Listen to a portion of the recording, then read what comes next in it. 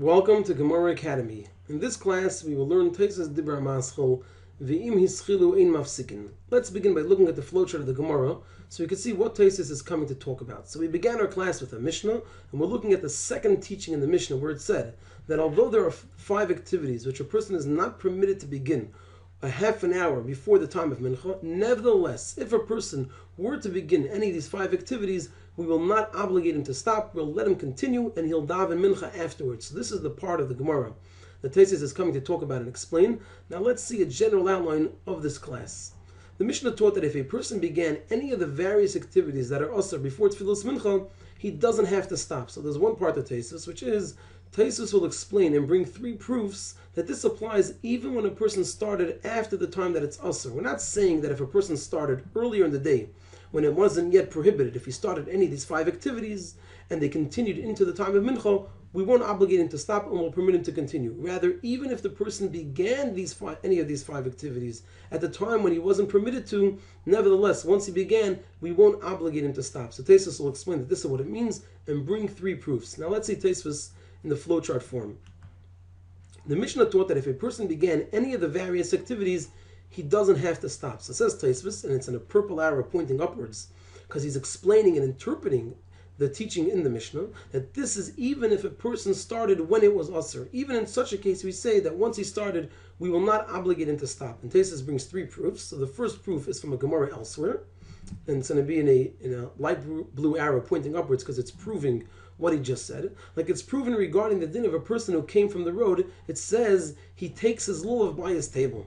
So it says as a person came from the road, the halacha is he needs to take his lulav by his table. So the Gemara asks on this teaching, and the Gemara asks, does that mean he stops his meal? Are we saying that the person needs to stop the meal and take the lulav and esrog and make a bracha and do the mitzvah? But it says he doesn't have to stop. That contradicts the teaching in our Mishnah that says a person, once he started an activity, even though he wasn't allowed to originally, once he started, we won't obligate him to stop. And by lulav it says we do obligate him to stop.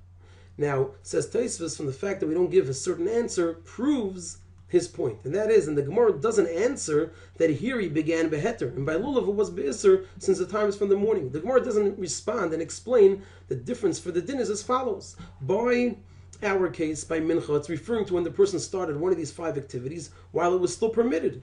And therefore, even though it extended into the time when it's prohibited, since he started and he was permitted to start at the time, we're not going to stop him. However, by lulav, it's referring to a case where the person started the meal after it was already asur. It was prohibited him to do that. And since he did something which was prohibited, we're going to be more strict and obligate him to stop, because we know that the mitzvah of lulav starts from the morning. This is already during the day. The Gemara doesn't answer that, which clearly indicates that it's not an available answer. And the reason is because our Mishnah is also referring to a case where the person began any of these various activities when it was already prohibited, and therefore we don't have that answer, and we have the question. By us, he started when it was prohibited. Over there, he started when it was already prohibited. By us, we say he doesn't have to stop, and by lulav, we say he does have to stop. And the Gemara asked, why is that? The next 2 proofs are from our Gemara itself, later in our Amud. Tosfos brings a second proof, and this also seems so that our din is even when the person started when it was asur. Still in all, we don't obligate him to stop. From this, that the Gemara says, since he untied his belt, we don't bother him. So we'll bring down in a scroll what this is referring to. The Gemara later says that if ma'ariv is voluntary, if it's a rishus, then once a person starts his meal, we don't obligate him to stop. Once a person loosened his belt, which is the start of the meal, if ma'ariv is voluntary, we will not obligate him to stop. So the Gemara asks that this implies that if ma'ariv is obligatory, then we will obligate him to stop. It's saying if it's voluntary, then we won't obligate him, which implies and indicates that if ma'ariv is obligatory, it's a chayva, then we will obligate the person to stop eating his meal. And the Gemara therefore asks, but mincha is obligatory, and it says we don't stop him. By mincha in our Mishnah, mincha is obligatory. It says once a person starts, we don't stop him from the meal. Why by ma'ariv will we stop him? Now, the Gemara could have just answered that there's a very big difference. By ma'ariv, it's referring to when he started the meal after it was already prohibited, therefore we stop him. And our Mishnah is referring to when he started when it was permitted, therefore we're not as strict and we don't stop him. The Gemara doesn't answer that, which clearly once again indicates that also our Mishnah is referring to when he started after it was prohibited, and therefore we have a question. By ma'ariv he started after it was prohibited, by mincha it's referring to when he started after it was prohibited, by ma'ariv we're going to obligate him to stop, and by mincha we won't. That's why the Gemara has its question.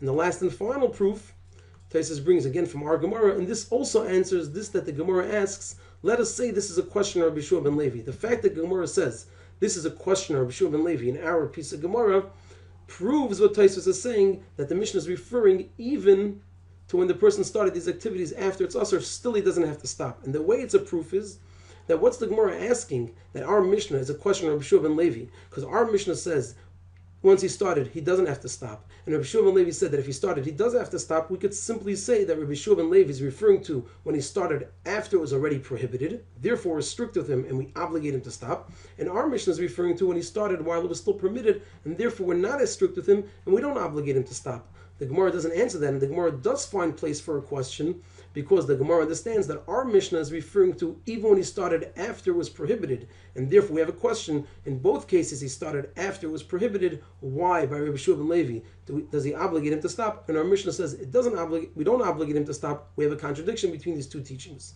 So to summarize, Tosfos simply is saying over here that the teaching in our Mishnah that says that once a person began any of these activities, we will not obligate him to stop, is referring even to a case where a person began these activities after the time that it was prohibited, that it was usher for him to do it. And still in all, we will not obligate him to stop. And Tosfos brings 3 proofs that this is the way we should understand our Mishnah.